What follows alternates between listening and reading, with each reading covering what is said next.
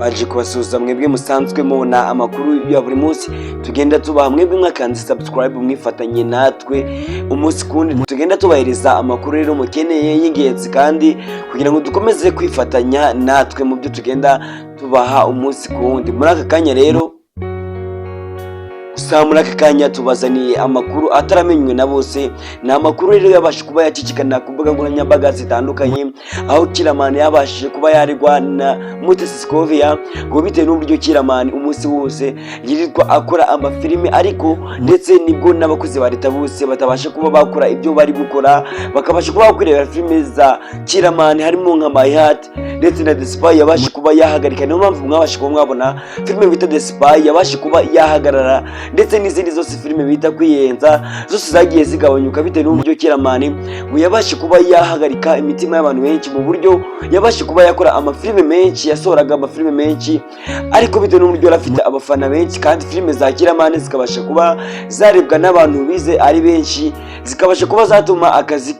ka leta katabasha kuba kakodwa gaciye mu muco. Rero bibasha kuba byavuga yuko Kiramani yagombaga kubasha kuba yahagarika amafilime yiwe yose yagombaga kuba yakora, nyakubahwa Perezida Paul Kagame atari yabasha kuba yabyinjiramo, kugira ngo rero Kiramani abashe kuba yahagarika amafilime amwe, abashe kuba yasohora makeya kugira ngo ariyo akomeza kuba yagaragaza, ariko byibuze atari menshi abashe kuba yagaragaza mu gihugu cy'u Rwanda.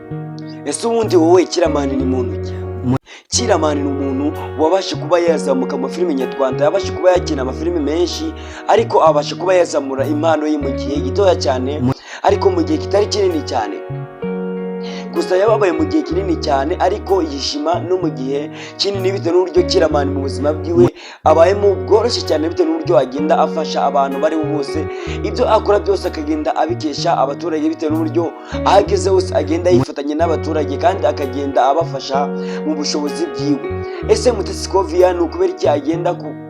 mu bikorwa bya Kiramani ari we Niyonshuti Yannick? Ariko muri aka kanya murabona ko Mutesi Scovia rero yakomeje kuba yagenda kuri Niyonshuti Yannick, ariko Niyonshuti Yannick bikarangira filime yita The Spy abashe kuba yayihagarika bitewe n'uburyo ngo nayo ntiyemewe, ngo agenda akoresha abantu b'abanyeshuri bo muri kaminuza benshi, ariko agatuma batabasha kuba bakora amasomo yiwe bitewe n'uburyo baba bamukunda, bakabasha kuba bakwinjira muri timu yiwe yo kubasha kuba yagaragaza amafilime nyarwanda. Gusa Kiramani we asobanura yuko